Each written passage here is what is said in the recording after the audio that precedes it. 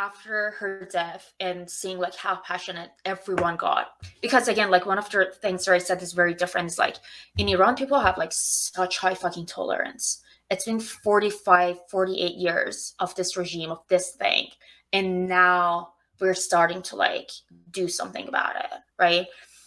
It was like a lot of me educating myself and then me trying to like teach others of what I learned. So it was definitely one of those situations that I had to wake up myself and actually not be afraid of like telling the full truth of like how I was raised, of like the dichotomy of me wearing this at home and then the picture in my passport. Hello and welcome to episode 38 of Let Them Eat Cake. My name is Jack. My co-hosts are John and Ace. Today we are talking to a guest from Iran, Pegah, where we discuss her home country, Iran, how the state treats its people, religion, and much more. But before that, let's get to some headlines. So the Israel-Hamas war has broken from its borders and is now impacting the surrounding states. Lebanon, Egypt, Syria, and Iraq, even hitting the United States or its forces more specifically. U.S. forces in both northern and western Iraq were targeted by 1 and 2 drones, respectively. The attacks are reportedly in response to the American support of Israel in their ongoing assault of the Palestinians. Okay. The Western Iraq attack resulted in very minor injuries, with the US forces successfully intercepting 2 of the drones and damaging the third, which is what caused the injuries. Further attacks were threatened, with some just followed through on. The rockets were launched from within Iraq, hitting the US airbase of al-qeada near Erbil City in northern Iraq. The group that claimed responsibility but has not been recognized by the US is called the Islamic Resistance. This is an umbrella organization that is backed by the Islamic regime of Iran. I'm done. I can't believe you didn't say transition. I can't believe you didn't say Howler City in Kurdistan. How dare you? Yes, that's That's just hard. Yeah. It's more it's the thing is that it's just like using Xinjiang instead of East Turkestan. I just got to use the more common one. People need to know what I'm saying, you know? Yeah. Like when it gets into like a serious conversation about Kurdistan, then you'll see me say Then you things. can Me talk it, calling yeah. Northern Mali Azawad? No, I'm kidding. There's something that's going to be really underreported, especially with the conflicts in the Middle East right now, is the UN mission in Haiti. 2 weeks ago, a vote by the UN Security Council secured a UN mission into Haiti. The mission was requested over a year ago. So the mission was crafted by the United States, but it's going to be run by Kenya. It's not even going to be UN controlled. This is kind of significant because the UN has a very notorious history. The last time that the UN was deployed for 15 years, a massive problem with sexual assault crimes. Which country was this in? Haiti. Oh, was that in Haiti? By the UN. Yeah, well, I mean, it's everywhere the UN is, right? I mean, look at the Congo. But this is going to go into effect the same time they leave the Congo as well. Mm-hmm. It's going to be Jan 1st. But they're only sending 1,000 police officers to Haiti. Not military, it's just police. And all the police are doing is police work. They're not stabilizing the country or anything like that. The idea is to bring some order to a country that was brought to its knees by the 2021 assassination of its president, whose assassin was recently arrested. Funny story, the guy who killed him was an anti-corruption minister who was then fired because he was corrupt, and he got mad and hired a bunch of people to kill the guy. A few days before he's assassinated, he basically appoints his successor. The thing is a year before that, 2016 was the last election, and a year before that, all the like Congress people, whatever it's called, Parliament, their terms expired. So there was no actual Congress, right? So there's literally no legitimate democratic person in power. So Russia and China abstained from the vote. It's basically there. So the gang violence, even leading up to the assassination, was getting out of control. But at this point, because there's literally no state there now, the politicians basically run the gangs. and they have totally like replaced police, so they do like basically just police work, but by police work it's just like extrajudicial assassinations and shit. So probably the first thing that they'd want to do after like establishing a police force, if it works, is to probably hold elections, and get a democratic thing in place so they can actually have a functioning government. But the thing is that Haiti is just going to be wrecked by climate change anyway in a few years. So even if it like goes perfectly, like it's just like what are you going to do? Yeah, I also think it's important to note that the dominant gang at play, the G9. Obviously, there's other rival gangs and there's like local self defense groups that have popped up, but the dominant gang at play is headed by this guy named Jimmy Cherizier, who's better known by his alias Barbecue, which is pretty funny. But I think it's important to note, one, he was a former police officer himself, and two, when the assassinated president was still around, he was a close ally of his, and he was kind of basically, you know, keeping order on the streets, aka like going out and committing violent acts. Oh yeah, they also just Yeah, threw down an arms embargo yesterday on the on Haiti, gangs. on Yeah, the to gang. like limit arms to the gangs. Yeah, and so he was kind of like the president, the assassinated president's enforcer for a while, and so that's a very kind of just like thing to keep in mind. And at one point, I believe his gang had blockaded like a fuel terminal, and yeah, at one point it was even they were even saying that members of the G9 had demanded government positions in favor of ending the fuel blockade, which they did end anyways without taking control of the government. But it was interesting that they were demanding that. So yeah, on to the other side of the world though, with Niger. If any of you guys remember, Niger had a coup back in July where President Bazoum was ousted by the military. And so what the military is saying now is apparently Bazoum they claimed that they foiled an escape plan by Bazoum. So they're saying that Bazoum, along with his wife and his son, who are in detention with him, two of his cooks, and two members of the security forces basically attempted to escape from his detention area, which is unknown. And then the military government says that they foiled the escape plan and that the main orchestrators of the escape plan and some of their accomplices had been arrested. The military government basically claimed that Bazoum's plan was to go to like a hideout in the outskirts of like the capital city of Niamey, and then that they would fly out of Niger in helicopters belonging to quote unquote like a foreign power. And then a group of international lawyers who are representing Bazoum have called for his release. His daughter has also said that he has his daughter's in Paris, and his daughter has said that he has lost a lot of weight while in detention, and they're saying that he's being subjected to some like inhumane conditions. His lawyers, an international group of lawyers representing him, have also denied any claims that he tried to leave or escape.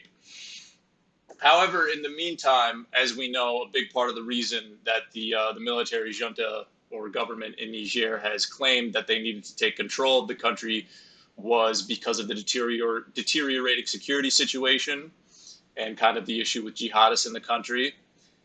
The Islamic State has claimed several attacks in the country, including several attacks in the Tilabari region in the country's southeast, near Burkina Faso's northern border and Mali's eastern border.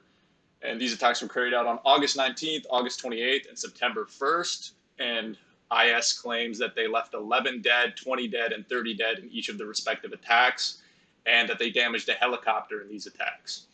On October 2nd, they claimed to kill 60 soldiers after assaulting a convoy in the Tahoua region near its country's eastern border with Mali. And as a result, they captured weapons and trucks. They also claimed an attack on a checkpoint in Bani Bangwo in the southeast near Mali. So that's another thing. It's also important to note that a commander within like IS, kind of in like they call it ISGS, like so-called Islamic State in the Greater Sahara, a commander of like kind of this, we'll call it franchise of the Islamic State, named Musa Damudo, known by the alias Musa MLNA, was killed in an airstrike with several other ISGS militants carried out by the Nigerian military in Bani Gungo in the country's south. This was probably around either like late August or early September. Speaking of airstrikes, Myanmar, the junta has been doing a lot of more like airstrikes from like planes and helicopters and stuff. And I think this just like popped off in my head while you were reading, but some might be the Human Rights Watch or something has put out a statement basically about this escalated bombing campaign that's been going on in Myanmar. So it's been about a year since Masha Amani was killed by morality police in Iran. And just recently again, it happened to another girl. That girl is brain dead, but the Islamic regime basically just didn't take her off life support to like delay protests. Basically like, hey, if her heart's beating, you know, then they can't protest or anything like that. And like protests didn't happen like they did before. Now we're going to learn about how Iran got the way it is. Hey, did you know that the Americans helped the Ayatollah come to power? We have a weapon more powerful than their British Empire, and that weapon is our refusal to bow to any order but our own, any institution but our own.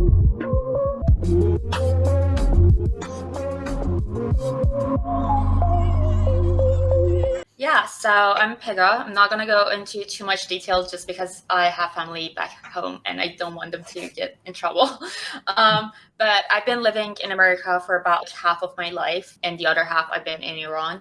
So I have a good understanding of how both societies kind of work and how both places look, I think. So what's the biggest difference between those societies? Oh, God. I think what's very different is how people present themselves compared to the system. So, for example, growing up in Iran, it's this like huge dichotomy of going out in the public and seeing all the women, and then also like being home and seeing your mom and your grandma and your aunt. And it's two different worlds. Inside the house and outside the house are like just, they're not the same places. That was like probably the biggest difference for people who don't understand is being able to present yourself the way you actually are.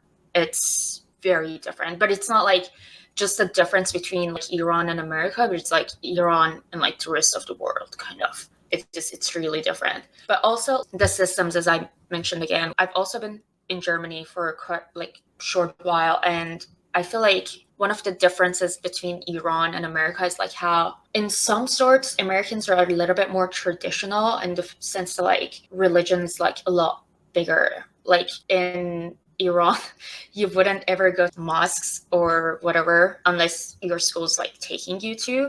It was wild to me that here people my age would be like, yeah, on Sundays I go to church. I was like, oh, interesting. I never thought that'd be like a personal choice without you being like dragged in there, just like randomly choosing to like, spend a day in, you know, a religious facility. So like in those terms, I feel like America is very traditional. Also, family structures are also a little bit more different, like, but that's again like kind of an Eastern versus Western thing. But yeah, like the biggest difference is definitely like how you present yourself and then the freedom that you have, which a lot of people take for granted. Whenever I say that, people are like, ugh. I'm like, bitch, go live in Iran. Like, no one's stopping you. Not a single soul is stopping you to go and live there. Like, no one. Please I'll have people like buy you a house or whatever. It's super cheap compared to like American dollars. Go. It's not the same. It's very different. It's kind of like the difference is really just some of it is like, okay, like it's an Eastern versus Western thing, right? Like, and even like in the Mediterranean, sometimes like the culture is a lot more similar to like Iran just because like how close they are. But like in other terms, it's just like it's very different. I don't know how to explain it, but I can like answer more questions and like talk about the specifics of it, of course. Well, I was always saying when you were like, oh, well, you can go live there. I'm like, whenever people whinge about America, I'm like, all right, I'll trade my passport with you. I don't know Yeah. what you're complaining about. Yeah, America's not perfect, but I would argue that it's probably one of the better places to be, even though there are obviously issues. It's very insulated. All things considered, I think America's relatively fine. But like, Honestly, what? here's the thing. Go ahead, sorry. No, go on. What people don't understand is that in Iran, people have just a much higher tolerance for fuckery. And in America, people are like, oh my God, we have to work 8 hours a day. We're We have to slaves. I'm wear a like, mask. it's not the same. Working 8 hours and like being a slave to the corporation is very different than waking up and seeing Yeah. the price of water has quadrupled. It's so crazy. The last time I was there, I went and bought water for 1,000 tomans, which is less than like, so 1,000 tomans is what we call the currency in home, which I think it's like, it has like 3 less zeros than the actual real. It's insane. And then the next day I went to get water and it was 1,200. And I was like, I was with a friend who was, he was Swiss. So like he looked like he's from Switzerland.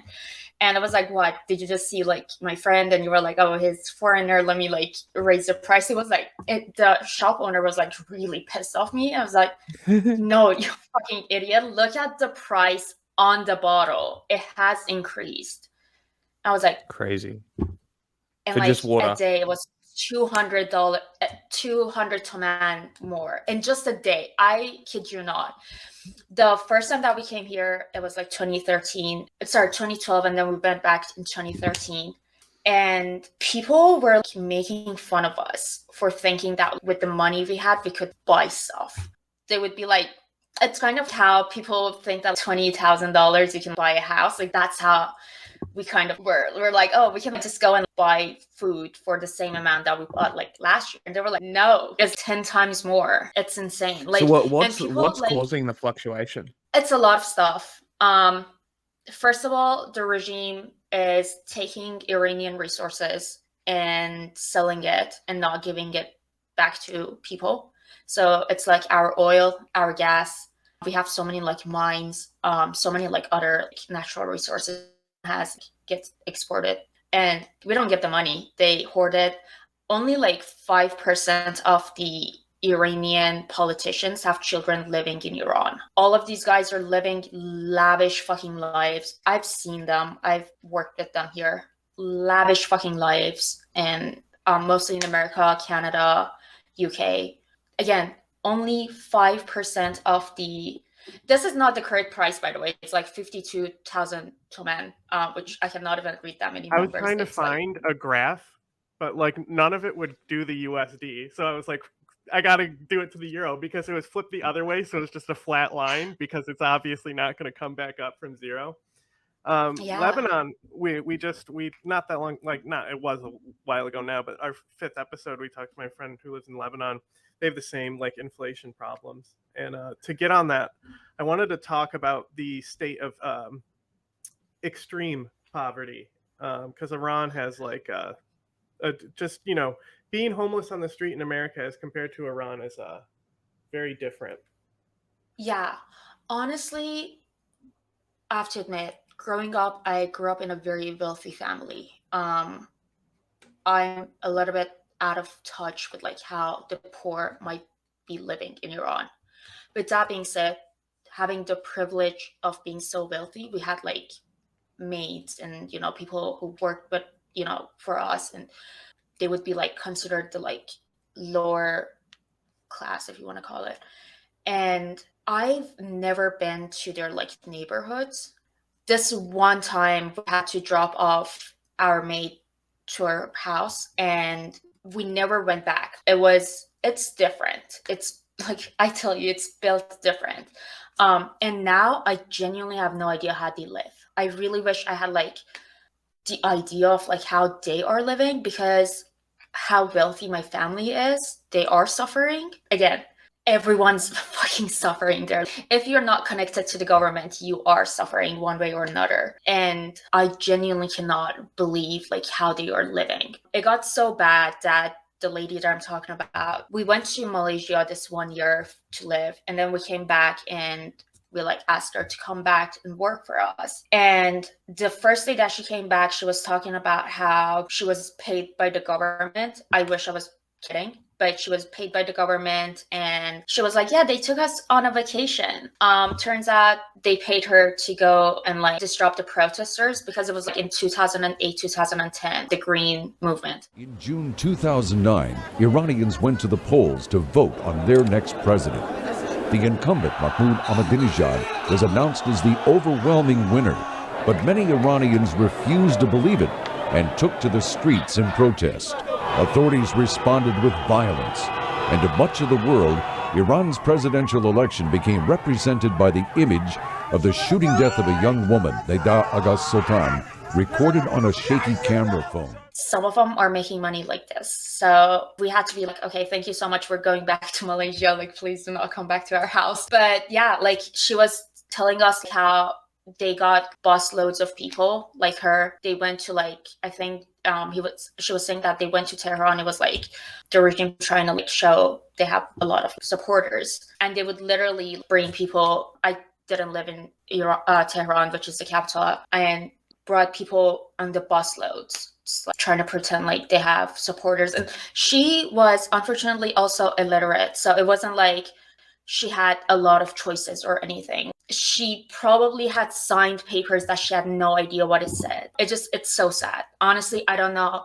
Again, I really wish I knew how people live in Iran, because how wealthy my family is. They complain about like the inflation and the prices. So I just cannot imagine how someone who used to like barely make ends meet surviving right now. I wish I knew. Well, like just some of the stuff that I've seen just online, like one of the most disturbing things that I've seen from poverty is just a woman who is drinking out of a puddle on the street, because like that's the only like access to water she had. And like, you see a lot of dumpster diving for food and things like that. And then also, like, I've seen a lot of things where people have committed suicide just because of it.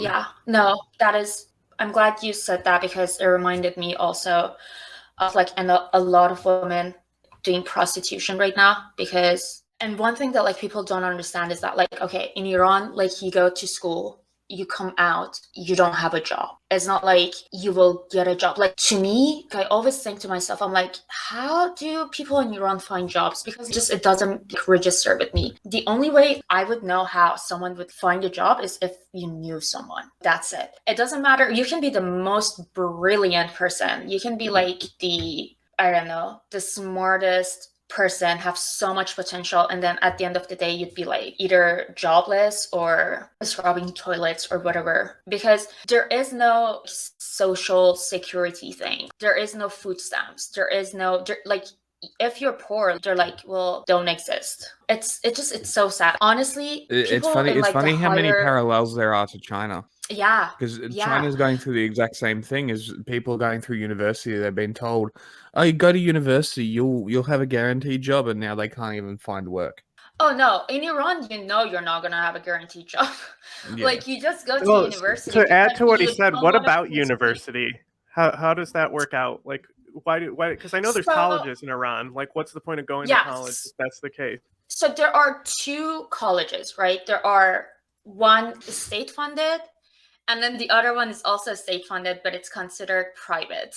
So one of them is considered, I think the private one is called Danishgah Azad, and then the one that's state funded is called Danishgah Sarasari. They each have different campuses all around the country in like all different cities. Everyone goes to school, and schooling is hard. I'm not saying schooling is easy at all in Iran. It's not. It's really hard. I think people go to school not because they want to find a job, but because they either want to immigrate, or like this is what you do as an Iranian. You get an education.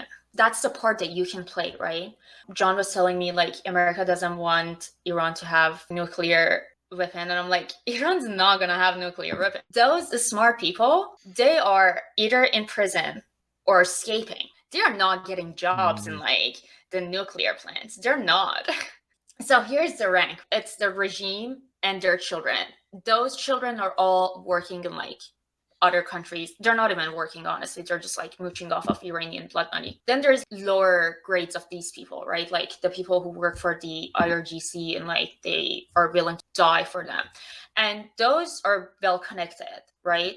But not very well paid because they're mostly brainwashed. And those people are the people who get the jobs. And then there are the other people. So those people, you can like, if you have like a wealthy family or whatever, they can make you a business, I think. Honestly, it's whenever people tell me that they used to work in Iran, I'm shocked because it's really hard to find a job. Again, I've never job hunted in Iran, but I also know that because of the cultural way and structures, you are going to be taken care of by your parents, even if you're like in your 40s. As long as you need help, your parents are going to be there. You're going to live with your family. Even if you're making like very little, at the end of the day, like everyone's pulling money together and trying to like get at least a 1-bedroom apartment and 6 people living together. A friend of ours, her mom was teacher. There were 4 girls and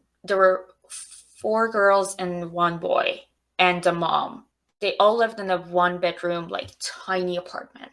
That was it. That was 1 bedroom, 1 bed that like they took turns sleeping on. And that was it. That's how much you can make as a teacher. One, I just wanted to add on to the whole nuclear thing. This is why it's so devastating that Mossad kills any nuclear scientists that Iran has. So like a lot of I don't think it's not Mossad. Oh no, they totally do. They totally do. Mossad is very open about it. It's definitely like but also like but also, the Islamic there is a regime factor kills a of lot of them the too. regime does lie about it too. Like there's a Vice thing where they talk about like the nuclear assassinations, and they like it's so planted, and Vice is very open about how set up it is. But there's like a guy just standing there, and he's like, "Yeah, I was in this car. They totally attached a bomb to the door and blew it up." But they have totally done it. Like that's the thing is there's not many nuclear scientists. They didn't plan for their own longevity. Here's the thing, John. Here's the thing: the number of people who have died, brilliant people. I wish I remembered all of their names, but there are multiple incidences of scientists being killed off by the Islamic regime. Like us Iranians, our problem is not with like Israel. It's not. Like Israel could never kill as many Iranians as like the Islamic regime is. They couldn't even like get close to how many Iranians, how many brilliant minds this regime has killed at all. Also, like living in Iran, I've lived in Iran. It's so funny. The regime is they commit terror attacks and they're like, ISIS did it. And ISIS is like, what the fuck? Like, yeah. Can you explain what the IRGC is for people? Yes. So, oh my God, I have like the best clip too. I'm gonna have to send it to you. A lot of Iranians that I know in the West did support the nuclear deal up until the protests, though. Honestly, and I hate to admit it, I was one of them. I really hate to admit it. I did too, but after the protests now. Exactly why. It's starting from 2015, actually. I remember we were in New York and there was this group of protests. Someone I know is a international journalist. And this person was like, oh, there is a protest right now in New York. Let's go join and see what's happening. And it was a group of Iranians, the students, everyone, and a group of Americans protesting the possibility of war. And like, it was very heavy. Was this after Qasem Soleimani was killed? No. This was 2015. Okay. This was years ago. And like we didn't know what's happening really. Well, at least I didn't know. And I was like, yeah, like I definitely don't want war in my country, and I definitely want the like nuclear deal to go through because like I don't want sanctions on my country. And then it wasn't until like the start of this protest that this person that I know, who's a international journalist, was, you know, that those were NIAC, right? The people in New York who joined for their meetings. And I was like, I had no idea until now. And what is that? What is that? So NIAC is this lobby group and also a money laundering machine for the Islamic regime in America. Makes sense. Yeah, they're really good with the money laundering. Hezbollah is insane with it. Like you got this whole used car thing going. where they like sell used cars out in Africa to like make the money disappear. Now they do it through funneling money here and like paying people who I call PR workers for the Islamic regime, and they spew nonsense basically. And another thing that they do is they heavily fund politicians, mostly Democrats. Ilhan Omar Yep. actually got like a award from them. I didn't know they gave awards, but like that's what they do. They launder money. They make people disappear. I knew this girl who was like Iranian born, but like here to Iranian parents. She was in Iran like once when she was 3, and she's like diehard Democrat, like diehard fucking, like she was like fucking like tearing herself apart when like Trump became president. And she was like very involved in like protests and whatnot. And then in November 2019, when the Iran protest was going on, I noticed she's like silent. And I was like, interesting, because like you were crying every single day saying now that Trump is president, your grandma is no longer going to be able to come see you because there's like a travel ban, which it was an immigration ban. And also Obama didn't let my grandma come visit. So it's not like Iranians were like constantly flying to like New York every single day, coming to like visit and like getting visas like left and right. Like it wasn't like the case. Like people weren't getting visas before Trump anyways. But like she was tearing herself apart. Like, oh my God, like my people can no longer come. My family can no longer come visit me. I'm going to graduate and my grandma's not going to be here to see me. ظریف ایجاد شده. بله نیا که آقای ظریف درست کرد، صادقانه است، صمیمانه است و بهش حمایت‌های شدید سیاسی و غیر سیاسی بهش داد و اصلا این جریان حالا فرق نمیکنه، یعنی کاری ندارم، حالا من وارد جزئیاتش نمیخوام بشم. حتی یه آدمی هم با اینا بود به نام بابنی که یک کانگرسمن بود که قبلا آقای پارسی برای اون کار میکرد، اونم آوردن تو. بعدم اون آدم 1-2 سال بعدش یک فساد مالی گرفتار یک فساد مالی بزرگ شد که باز به همین جریان مربوط میشد که بعدم زندان رفت، بعدم کارشو از دست داد و الان هم دیگه خودشو بازنشسته کرده، کسی خبر ازش نداره. چند نفر دیگه هم بودن در همین رابطه. The U.S. government, basically by crippling sanctions, is partially responsible for the economic crisis that Iranian people are in. So even if they're not spinning the protests or the violence, they're part of the problem. We have to remember that fuel prices are heavily subsidized, have been heavily subsidized in Iran, and still with the almost 300% increase, it's much lower, relatively lower compared to world prices, and this has been an economic problem for the government, the high amount of money that they've been spending on subsidies, and the government has been struggling to somehow manage this, but it seems like they basically rolled it out or mismanaged it. Protests continued in almost 100 cities and towns across Iran, and in some areas it has become very, very violent. On both sides, there's been a lot of vandalism in different towns. And no one's reported over 1,000 except for a few political groups outside the country. And for the State Department to come out with a number like that without any sourcing, without any backup from credible human rights organizations who are doing professional work documenting this, it hurts the credibility of the State Department, and it also is not a very beneficial thing in a situation. So given that, what do you think the aim of the State Department is here? Why would they be wanting to hype it up so much if that's what they're actually doing? Well, it's been the policy of the Trump administration since President Trump came into office to portray Iran as this super bad actor.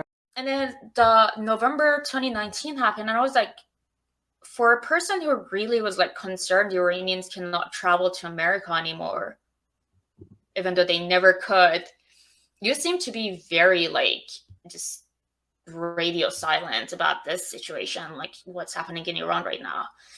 And she legit was like, I work with very strong people and I can destroy your life. Don't come at me like this. And then I later on found out that she also works for NIAC. I was like, she could literally fuck my life off. I was like, oh my god, I'm so sorry. I'll take back whatever I said. Like, let me pull up this video real quick. So we'll start off from there. For the IRGC. The Revolutionary Guards were created in order to preserve the revolution so that the United States could not carry out a counter coup or a coup, counter coup in the country. A counter coup. Could we please replay this? I love that. Well, this is something I say, is that there's no such thing as a counter-revolutionary. That's like some Stalinist garbage, you know? Right? No, I love how he's like, in order to preserve the revolution so that the United States could not carry out a counter coup or a coup, not a counter coup, but a coup in the country. Why'd they leave that in? Like, he even corrected himself. Like Al Jazeera. I know, right? I always joke, I'm like, this guy was never heard of again. Like, this guy is just never heard of again. Like, you do not go out like telling the truth like this in Iran and stay alive. But that's to add on to his point. To add on to his point, a lot of people, especially Democratic people, because I mean we were already shitting on him, so we can continue because we shit on both sides here. So especially on the Democrat side, they think that the United States is like pro-regime change and like controls the regimes and overthrows regimes and all that stuff. So as an Iranian, I just want to hear your opinion on the United States policy of regime change that obviously has been taking place in your country. Okay, so I don't know how much you might agree or disagree with me, but the Islamic regime was put in by the Americans, by Carter specifically. And they're not going to let him go. That's a hot take. That is a hot take, but he literally said it was really is. It was a coup. I am so sorry. Here's the whole gist of it, right? So Iran and Iranian, like everywhere else, people wanted to be like, like read about communism. It was like the 70s and 60s and 70s and even the 50s. And a lot of people were like talking about this type of like, ideologies. And America was very friendly with the king. And I'm not like defending him. He did a lot of good for Iran, but I'm not defending him. And America was very friendly. So they were like, why don't you just, arrest them, arrest the communists, just like everywhere else. So he did that. And I think he might have like executed some. Yeah. And I think he like might have even like executed some of the like political prisoners. I don't know. Honestly, I have to go look at the data. He did that. He did. And then he definitely did. He did. Yeah, he did. I've read a lot and like studied a lot about Iran as well here. Yeah. But anyways, so not as much as the Ayatollah did, though. That's for sure. I'm gonna tell the whole story. So it's so funny because like everyone got arrested, right? Every head of opposition got arrested. Some got executed. But out of like all these people, Khomeini was like exiled in France of all places. What? You're telling me everyone else needs to be imprisoned except for this guy, who letters have come out that he was communicating with the White House saying he will give them cheap oil. And I'm like, they had this guy in their back pocket. Like the West had this guy in their back pocket because the Shah started to raise gas prices on the West. And they were like, oh, no. The whole revolution thing was like started by the like Cinema Rex's like fire, right? Biggest terror attack of its time. Like what? 700 people were in the cinema. Something about like 450 died. And people were unhappy with the king for a lot of reasons. Mostly, and unfortunately back in like the 50s and whatnot, people were very like religious.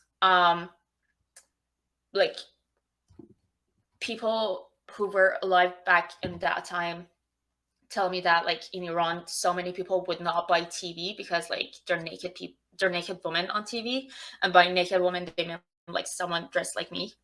So like they were religious, and I always say, I'm like, the biggest mistake Shah made was thinking that like Iran was ready for all this freedom. People do not buy TV because they're naked women on TV. You cannot give free daycare so women can go and work in the society. You cannot do that. Like, they're not ready. They're very clearly not ready. And that's why I like consider myself a Marxist and not like a Leninist.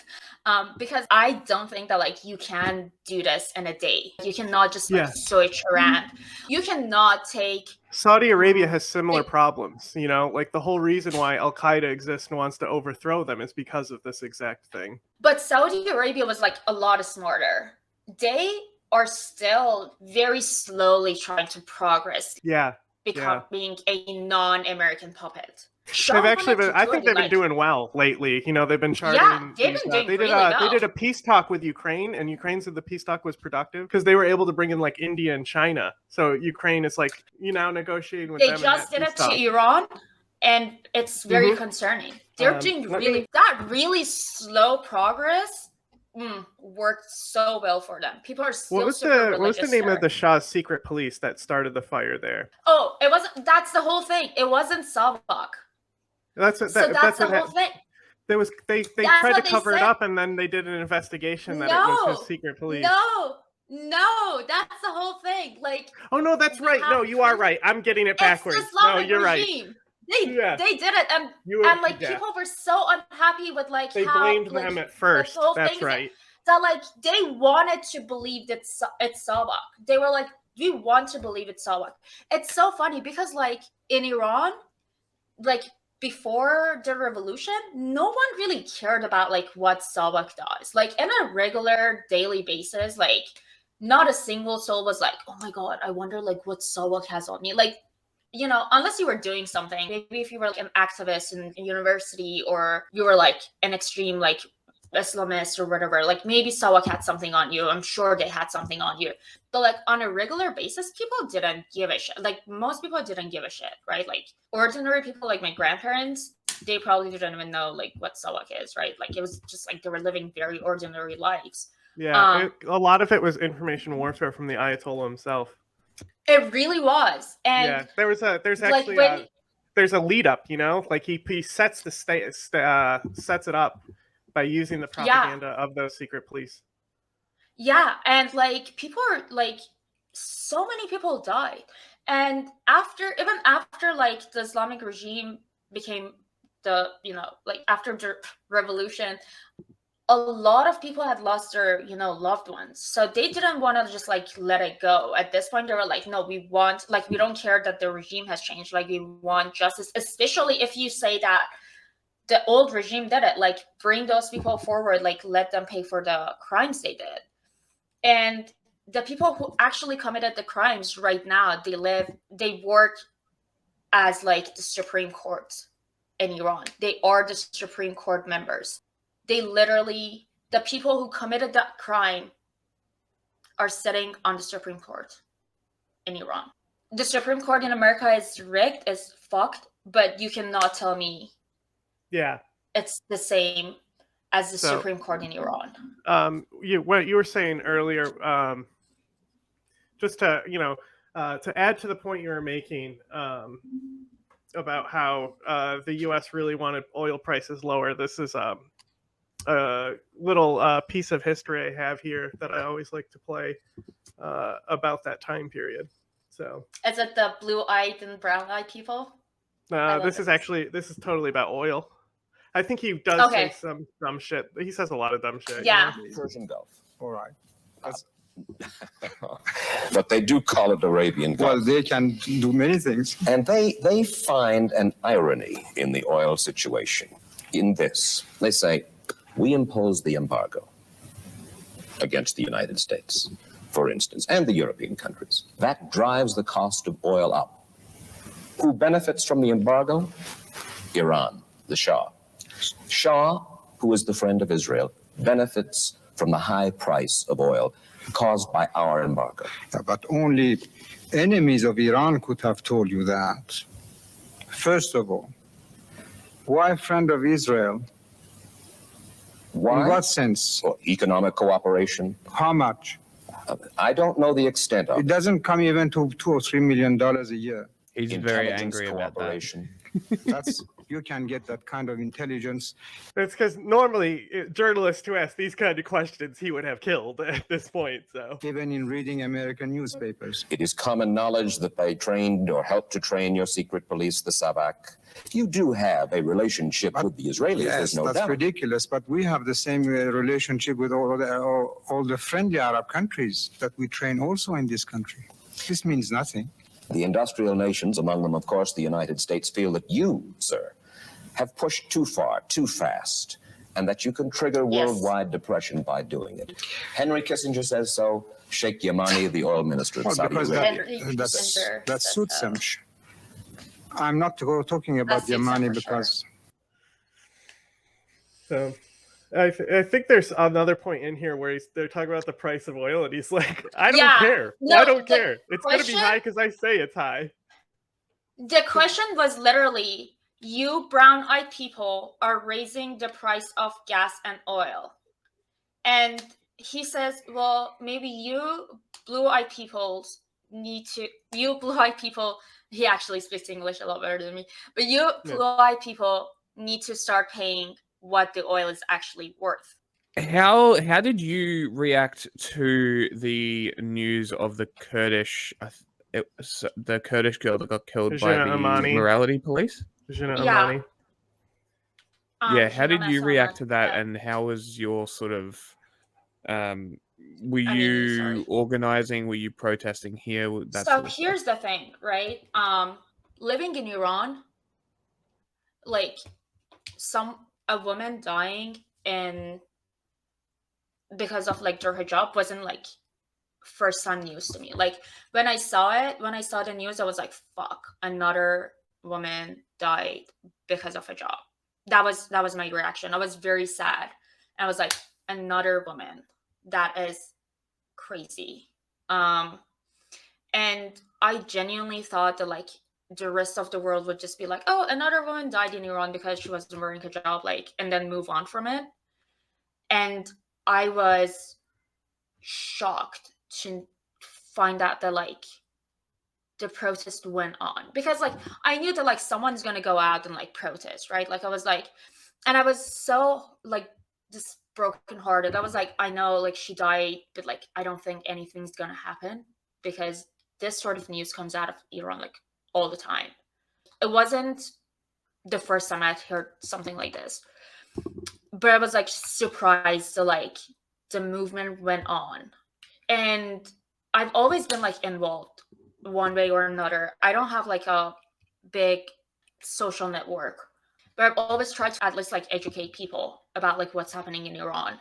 And to add to the like question that John asked me before, up until this very moment, like a lot of people were for the nuclear deal. A lot of us Iranians, some people were a lot like smarter than me, obviously, and they knew like what's happening.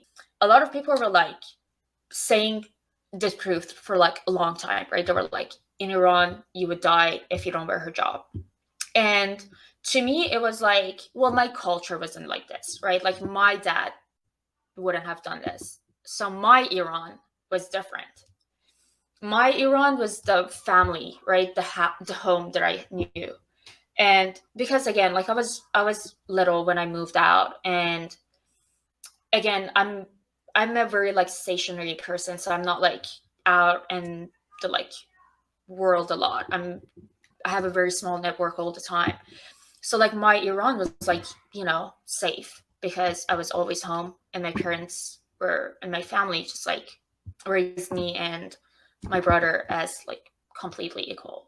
But like it wasn't until the whole movement started that I was like, I'm doing people like Mahsa Amini a huge disservice by not telling the full truth about what's happening in Iran. My experience was very different than the experience of girls who went to like finished high school in Iran, girls who went to college in Iran, girls who are, you know, dating in Iran, girls who are trying to live in Iran, girls who are trying to like have their own lives in Iran. My experience is not the same. And like by me telling the half truth of my experience, I'm really doing a disservice to people. So like I really want to like apologize to like Iranians just for like my pure ignorance of like trying to make people believe that like my family life was the like full extent of like life in Iran. So, yeah, to answer your question, I feel like after her death and seeing like how passionate everyone got, because again, like one of the things that I said is very different is like in Iran, people have like such high fucking tolerance. It's been 45, 48 years of this regime, of this thing. And now we're starting to like do something about it, right? It was like a lot of me educating myself and then me trying to like teach others of what I learned. So it was definitely one of those situations that I had to wake up myself and actually not be afraid of like telling the full truth of like how I was raised, of like the dichotomy of me wearing this at home and then the picture in my passport, which by the way, whichever airport I go to, they have to send like 2 other people to come actually verify that this is me. And I'm like, which idiot would travel with an Iranian passport? Like, why do you think that right? Like if it was the opposite, I'd be like, okay, they have a point. Like I could have forged in, I don't know, powerful passport, but like it's an Iranian passport. No one's gonna pretend you can go anywhere with that shit. Yeah, if you were going to put the effort into making a fake passport, you would go with Japan or America Or or something Switzerland or stronger. anything. Yeah. Literally anything else. Singapore is like one of the strongest. Yeah. Yeah, like anything, not the Iranian. Like every time I go to like anytime I show this thing, they're like, and they like call their supervisor, and their supervisor is like, this cannot be the same person. It's insane. But yeah, like I had to tell people that's true. What you see is actually true. I had to tell a lot of my friends. I remember like a lot of my friends, I wanted them to come and see where I was born and where I was raised. And after this, I told them, I was, no, I'm not going back. You guys are not going to come. You guys are not going. No, absolutely not. One thing that like pisses me off is all this travel influencers. And recently, they've been going to I brought this up. That's when they were Afghanistan. giving out visas, and that's how I got one right before COVID and just basically threw my money away. It was all these travel influencers. It's so insane. And now they're doing it to Afghanistan. And here's the thing, right? I was actually see going to go this. into that next, so please continue. I used to see this and I used to be like, oh my God, someone's showing my country. People would ask me, like, do you guys have car? People were like, how did you get to America? Expecting me to say, like, I don't know, I swam or like something. People would ask me things like, do you guys have water?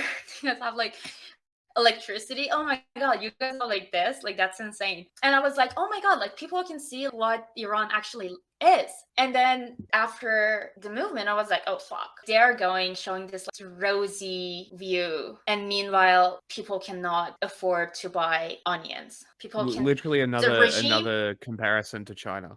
Because China does the this a regime lot. the regime literally was like, do not eat meat. Do not eat meat.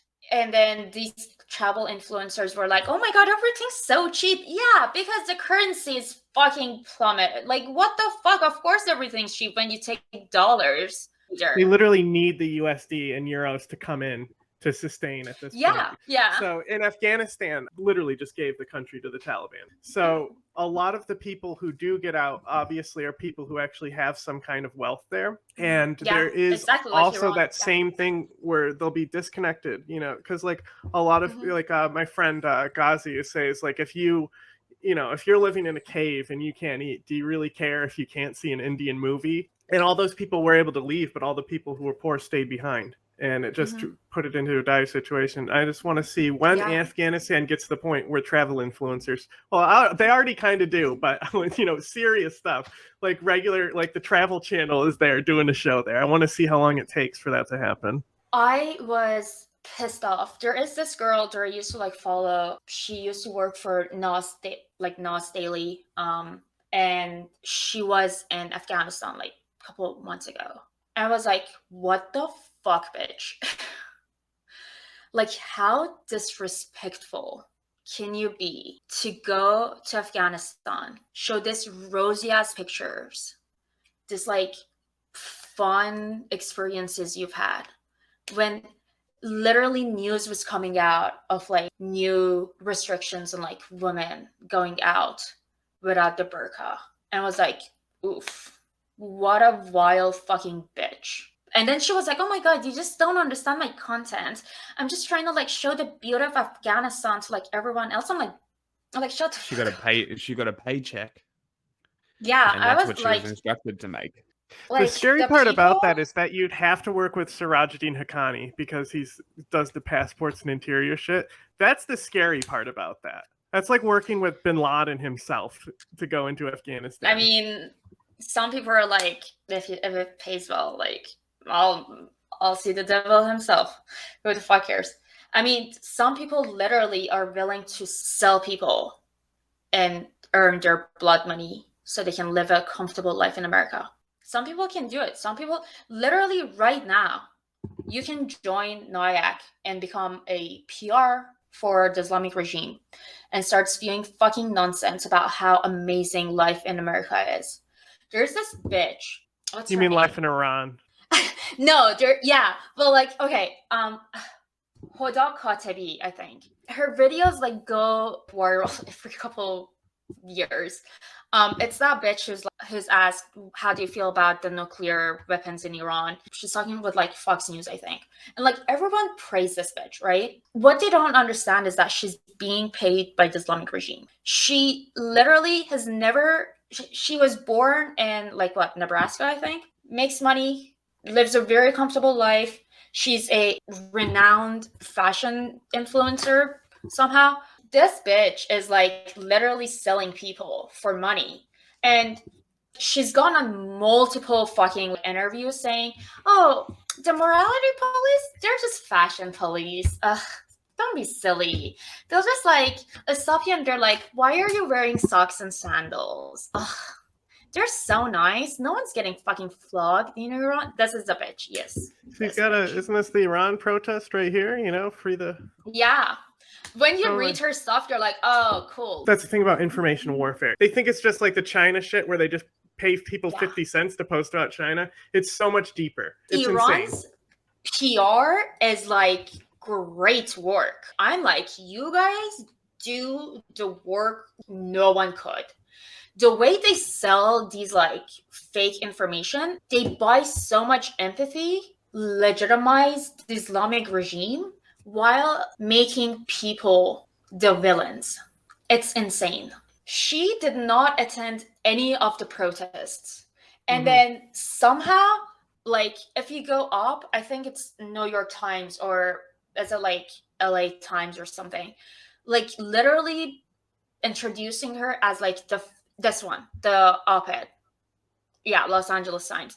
It's like she is now suddenly like the face of the revolution while simultaneously being like, yeah, people just want, to not have to wear hijab anymore. But also, they never had to wear hijab because we just had like fashion police telling them like, don't dress like this, dress a little bit nicer, girl. Like, ugh. You're literally selling people. People are literally fucking dying in Iran. I'm more connected with Kurdish movements. Yeah. Oh, I love this. Hey, what? Have you seen this video? So this girl, she's calling out inauthentic people who are promoting the women's revolution and just like how they're full of shit and like everything they say is being twisted, even though they're showing the same stance where it's like, oh, we're pro women, we're pro this revolution, and we're pro, getting rid of the hijab. میگیرم به دست 2 نفر برسه. یک خانم فرح پهلوی اگه اشتباه نگفته باشم، 2 آقای خالد عزیزی، یکی از سران حزب دموکرات. از خانم فرح پهلوی میپرسن که معنی زن زندگی آزادی چیه؟ ببینید خودتون. زن زندگی آزادی. خب زن همیشه در تاریخ ایران مهم بوده. زندگی هم برای که زن مادر بچه ها رو به دنیا میاره و آزادی هم که خب الان اینا با تمام شجاعت آمدن و این شعارها رو میدن. زن همیشه در تاریخ ایران مهم بوده. در تاریخ ایران. قاجار، شاه، من حالا خیلی قبلیشو یادم نیست، یعنی نمیدونم اطلاعی ندارم، ولی خب میدونم که برده بودن. منظور برده بودنشونه دیگه. آره منظور کالا بودنشه. آها زندگی یعنی زن بچه رو به دنیا میاد. وای مرسی که گفتی. آزادی هم دیگه بچه ها میاد خیابون، یعنی آزادی دیگه. خواب دیدی خیر باشه. رهبر عبدالله آجلان واسه اولین بار زن رو به عنوان اولین ملت به اسارت گرفته شده در تاریخ معرفی کرد و پس از آن ایدئولوژی زن رو در تاریخ 1998 میلادی ارائه داد. زن زندگی آزادی یا همان ژنژیان آزادی یعنی تا زن آزاد نشود جامعه آزاد نخواهد شد. خانم فرح پهلوی. All right. There is more to that, but Yeah. we don't need to play 5 minutes of a clip. I know. No, honestly, there are truth in both sides. But like it's one of those things that like I don't really know how to like what is the proper reaction for me, because I myself am not Kurd. I'm a Persian. I'm a Persian Iranian. In Iran people speak my language. So like I don't know the full extent of like the Kurdish experience, right? Like I know the extent of other people's experiences because I'm also like Lor, which is kind of like a subcategory of like a Persian. Like it's a different dialect, but like it's very intelligible, like both languages. Like kind of imagine like Irish English and like American English. Like they're very similar, right? A Farsi person who's never heard Lori probably is going to be like, what do you exactly mean? Like could you clarify? But like a Lori person can like be like, okay, I totally get it. And I don't know if it's because like, Farsi is obviously like more heard and like everyone would understand it a lot easier. I don't know. Again, like it's hard for me to tell because I grew up hearing both. Is it like, the national language? Farsi? Farsi, yes. Yeah. Yeah. What's interesting is like even in Pakistan, there's like certain loan words that come from Farsi. So like all through the region, like I'll hear it as the same language when they say certain things, but it'll be a completely different language just from loan words. So yeah, actually, so Farsi is like a big area that used to speak Farsi because of like Persian Empire and like what used to be like ancient Iranian empires were like a lot vaster, and like they did cover those areas. And also it's like an Indo-European language, so like it's a lot of similarity to like Indian languages as well. There are like a lot of words that like Indians use that we're like, oh, I know this word. So it's like one of those things. But as I was saying, like I don't know what the proper response would be from me. So that's Lori, where you see but it kind of comes a little bit lower in the Zagros Mountains. But yeah, Dari is basically a type of Persian, and Tajik is Persian as well, but they kind of wanted to like separate the Tajik from the neighbors so they could divide and conquer. So they called them Tajik people, but that's not really important, this discussion. But what I was saying is that like I don't know what would be the proper response from me as an like Persian Iranian.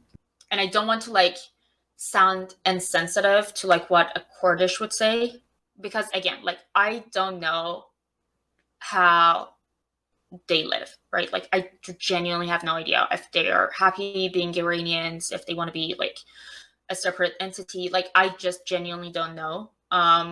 But there is a lot of like, I feel like nationalistic ideologies. To kind of help out your thought a little bit, I noticed just observing the protests that there was a divide between Kurdish protesters and Persian protesters, because there was a more nationalist where they still recognize Iran and that they're all Iranian, but they're all against the regime. But the Kurds are not only against the regime, they're against they're also against state Iranians. of Iran. Yeah. So there's definitely a divide over nationalism for sure. So like I feel like there's a like huge nationalism thing amongst like many Kurds that they just want to be like its separate entity. And like to some extent I'm like I understand, right? Like especially like when you read the Kurdish genocide of like Iraq, right? Like it was in the 80s, or like how in like Turkey you weren't allowed to like speak Kurdish if you were a Kurd. Like I understand that, right? Like I understand all of these, and it's very sad to like the region is now divided between like 4 countries. It's kind of like how probably like North Koreans and South Koreans feel. We want to go visit our families, and now this like arbitrary divide of like a border. But sometimes when they say some things, it's a little bit offensive. Again, I don't want to like disregard their experience because it's not the same as mine. But like some stuff that they say, it's very offensive. And I'm like, anyone could have died. Like, okay, in Iran, like there is a huge oppression against religion minorities, right? There are the Baha'i people that the regime literally says they are najis, which means like impure. It's also the same word they use for dogs, and dogs are illegal in Iran. And so are Baha'i people. Literally, they say if you enter a Baha'i person's house, you're going to be impure. Like that's the view of like people who have this faith. And it's even like a subset of like Islam. So I know there's a huge oppression when it comes to religion minorities. I don't know if that's the case with Kurds as well. I genuinely don't know. If that is the case, it's horrible. And I would understand why they want, you know, things to be very different, right? It varies from region to region, but just because of Iran's economy especially, the Kurds in the under Iran are just especially poor compared to every other region. Yeah, that's another thing that, thank you so much for bringing that up. The Islamic regime has done a really excellent job at keeping the borders very unsafe and very poor. Yeah, so they Baluch, kill porters all the time. I was going to say the Baluch as well. Yeah, have the this Baluch experience. are constantly being jeopardized by like drug cartels and, you know, and the neighboring borders. And the regime kind of treats them as if they are the problem. And it's the 21st century. People in Balochistan don't have like birth certificates. Like the poverty there is probably not something I can like fathom to like to me, poverty was like when I was living here and, you know, we were a student and it was kind of tough. I cannot imagine the poverty they experience. It's like insane. And that's also the experience of Kurds probably as well. Not probably as well, like I know that is their experience. There is this thing called the Kulbars, which are the Kurds who have to like, have to like literally bring essentials from like other countries just because the regime literally doesn't provide shit for them. So like I understand that. My treatment, as bad as it is not the same as a religion minority or like a ethnic minority. With that being said, it's kind of disheartening to hear like some of the things that they say, just because it's one thing to want freedom, but it's another thing to insult an entire group of people for yours. That's all I'm gonna say. I have a lot of respect for Kurdish people and like a lot of respect for a lot of like all other Iranian minorities. So yeah. So here's just a map just showing, like, this is Balochistan right here, right? And this is from 2008 heroin exports. Like, it's all got to go through there. So just to add to what you're saying. So those borders are like very dangerous. So to answer your very early question of like, what is the IRGC? After the coup and the Islamic regime coming in power, they had this brilliant idea of keeping the army, which was there to protect the borders, to protect the people from like invaders, but adding a new type of army that protects the representative of God here. So like here's what like one thing that like people don't understand about like a theocracy is that like religion is government. It's the same thing. There is no divide. To the people, like this guy and God are like, this guy is communicating with God, like he has his phone number basically. I like, found an even better picture, because that one it kind of cuts off. This one is even simpler, and believe it or not, it's coming from Russia Today. So this, I think, really is better. I was trying to find one that shows just how it's 5 leaves of like the same flower, Yeah. and the different Yeah. divisions between them. But they have a space Yeah, force so the as well. Basijis. Oh yeah, those are the people who go to like Syria and kill people. So the Basiji, they are.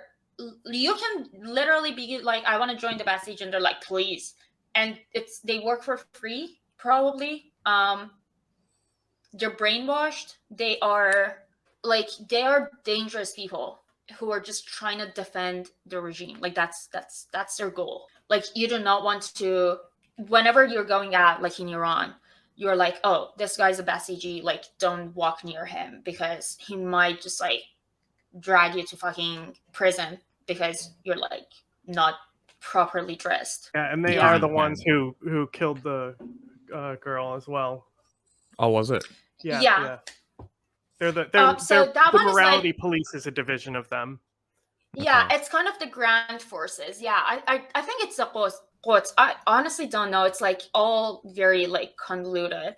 The like police department is basically, so also we have like 2 type of police. Yeah, there's One of the they're police- like a separate police as well. Yeah, so the blue police does like the traffic policing. So like if you're speeding or not, they're both very corrupt. And the green police is basically the morality police. That's like all it does is like, oh, you're walking and like I can see your hair, get in the van. If you're walking with your brother, that's like a scary one. Because they're gonna be like boyfriend and girlfriend. And they're just gonna like take you to the van. You cannot with your like wife or whatever. It's very dangerous. But as long as you have like the paperwork, you'd be fine. But with your girlfriend, and that's They're why very like similar people... to the mafia as well, because there's a lot of criminal aspects to them. Oof, that's what I was like, gonna there's say. like motorcycle gangs within them, and you'll see like especially the protests. There'll be all these footage, and it's just we'll see videos where they're just stabbing one of them to death on the street because he was in plain clothes and they identified him, and everyone's celebrating it because these guys are the worst. If you're willing to like kill people for your ideology, like you're a dangerous fucking animal. So and also humans are the most dangerous I do think the ever. attraction like, and power they get is part of it as well. Like the power reinforces the ideology that they have. Yeah, absolutely. Yeah, no, it's like it's a lot of mind games, and they probably get like money as well. I mean, again, no one gets jobs, so like the little money that comes in, they're probably like celebrating too. So it's just crazy. Before the protests and whatnot, like just like normally, they just like randomly pull cars aside to like interrogate you, just like randomly. Most of the times they just like pull expensive cars aside, so you just like pay them off. It's literally like mafia. Yeah, You're it's just an like, extortion racket. Like they literally are like, how much are you willing to pay to not go to like prison because you can afford it? You're like driving a German car. Yeah, like people in Iran cannot afford cars. Like the Iranian made cars are so expensive. You cannot afford the car. It's not like if you can afford a foreign car, like, you are fucking rich. You're balling. So like they're gonna stop you for sure and like try to get their, monthly bonus. And now there's civil facial recognitions and whatnot that identify women who are not wearing hijab. And it was like a thing before, like even like when I was visiting last time I was was it? Yeah, it was. I think either me or my mom weren't wearing like our hijab in the car, and my brother got a like text message that he has to like come and like get his license unfucked or whatever because now you have a target on your back. So you have to do all this going to this court and that court and like do so much fucking paperwork, and like it takes months to take that shit off of you. And now they're sending messages to women who are not wearing hijab in their cars and saying that like, oh, you're gonna be banned from leaving the country, which is a very common thing, by the way. Mamnun Khuruj. It's really common that you just like are banned from leaving the country ever. They know it's a prison. They're like, okay, like you're saying, and it's impossible to get that ban off of you. Like it's impossible. Most of the times you just probably have to go to like prison. It's crazy. Yeah, that's nuts. Well, before we get into a wrap up, we'll wrap up right after this. Can you tell me about your necklace? Yeah, so this is the Zoroastrian symbol. It's kind of like our cross. But basically, the Zoroastrian, and it's also what inspired Nietzsche's writings a lot. It basically says like good words, good thoughts, and good deeds. That's like the pillar of their religion, which is the ancient Persian religion as well. To us Iranians, it's kind of like us trying to like hold on to our culture, and because after Islam kind of invaded Iran, people were not happy. Obviously, like we had the choice of stay and convert or leave, and or also you can die. Like that's a third option, obviously. And like a lot of like Iranians had to mass migrate to India. So the fact that we still celebrate a lot of like our ancient celebrations is a testament of like how much we didn't want this religion to begin with. So yeah, it's kind of like, to me, it's not like much of a religion symbol as it is like me just trying to remind myself of like all the sacrifices of like people before me to like let me know that like this is something that like was a part of my past. Before we wrap up, can I just say something really important? Yeah, go ahead. So in Iran, the times like Western people say things like the reason why I killed someone, right? And it just like shows the pure privilege and ignorance of like the West, thinking that you like as an Iranian you have the privilege to like bring your case forward to the court. You have the privilege to like get a lawyer, be represented. You have the privilege to like not get a false confession because you weren't tortured or whatever. Like that's all like really crazy privileges that like people in the West don't realize they have. A lot of the people who were convicted of waging war against God, well, they were just protesting for their human What an rights. absurd charge. No, that there's Waging like war against It's a real. they'll charge musicians with this shit. If you insult That's the regime in your insane. music, they'll charge you with it. Like there's been like Yeah. musicians who have been killed Because of their the lyrics. regime is representing the God. Like this is Crazy. a representation of God. So like if you're against them, you're waging war. Like you're Also, waging war against when they them. charge you with this, they do a shitload of mock executions to you, and then may execute you or kick you out of the country. It depends how what they decide. So you go through a series of mock executions where they make you think you're gonna die. Oh yeah. Very Also, they're not even like gonna tell the family members that like they're dead. They'll just like, oh, you want to come pick it up, the body. Yeah. So like this is something that like people don't understand. Please go and watch the case on Navid Afkari. He was charged for killing a Basiji, which he didn't. He was tortured to give a false confession, and was executed a couple of days after his ruling. We really tried to like raise awareness about him, and it wasn't enough. They executed him, and it's heart-wrenching that like people, leftists in America, sometimes they're like, but you do realize that like he was like killed because he killed someone. Pure privilege. And that's what I'm saying. In America, people are like sad that they have to work 8 hours a day. What do you think people in Iran do? They're just sitting and complaining about having to wear hijab. Like they also have to work. They have to like do a lot of things to like buy onions. And you're telling them that like, oh my God, he just killed someone. Even if he killed someone, why are you okay with capital punishment in Iran but not here?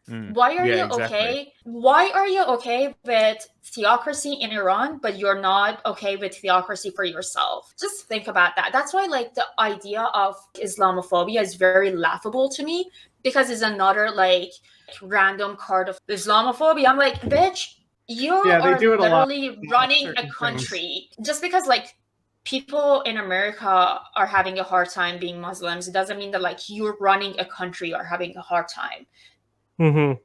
A theocracy. That's not the same. Being against Iran is not Islamophobia. Yes. Getting into religion. This is a great survey right here. So they did this survey of Iranians, basically. We can look at what the survey size was, but as you can see, the religion you have to be is less than a third of the country, and if you add agnostic, spiritual, atheist, and none together, it's above that percentage. And down here, this is I went from religious to be non-religious in the red, breaking down by age demographic, and you can just see this is what happens when you force it on people. A lot of other countries and the people of a lot of other countries are content. So I don't know if that's always the case, but it has definitely been the case for Iran, especially because, again, like, we didn't want to be Muslims to begin with. And that's why I was going to say, like, the Muslim world kind of had always, like, their backs against us. They always praised the regime. I've had, like, so many random Muslims reaching out to me being like, why are you against the regime in Iran? They're amazing. They're so against America. And I'm like, go be stupid somewhere else. Like, I don't have time for you. If you want to go lick their boots, go ahead. I'm not. And that's another thing that I fucking hate. Like, when you say random crap, America bad, anyone who says America bad, good, like, hurts people. It doesn't hurt America. It hurts the people living in those countries. And that's another thing that, like, people who don't talk against China don't understand. It's not xenophobic to care for the people of China. It's as a matter of fact, it's very xenophobic to not care for sweatshop workers for making your clothes. Yeah. It's Yeah, a lot more exactly. xenophobic to not care for, like, people dying in China because what, you think that, like, only America has the power to be the big bad wolf? Like, no, a lot of other countries have, like, as much power, like, especially against their own people. Like, bitch, if America was the sole power in the world, I'm sure we would have all been living a different life. We wouldn't have, like, conflicts, at least, because we would be able to match their power. Obviously, they're not the most powerful country in the nation, like, in the fucking world. Like, people just need to fucking open their mind, eyes, and, like, use their brains a little bit more. They need to change something, at least, because right now they're on the wrong path. That's the thing is a lot of it is just exposure therapy. You got to give them immunity to it. It bugs me so much that a lot of leftists, for some reasons, are against Orwell, but, like, 1984 is literally Iran. Like, when you read that shit, you're like, oh, Big Brother's literally watching same thing us about in Iran. China. He says that's 1984. Yeah, well, I hate always say that China is the which closest. is why it's funny that you brought it up. But let's leave it there. Ending on promoting our video where I try to convince Jack that 1984 is not a good book.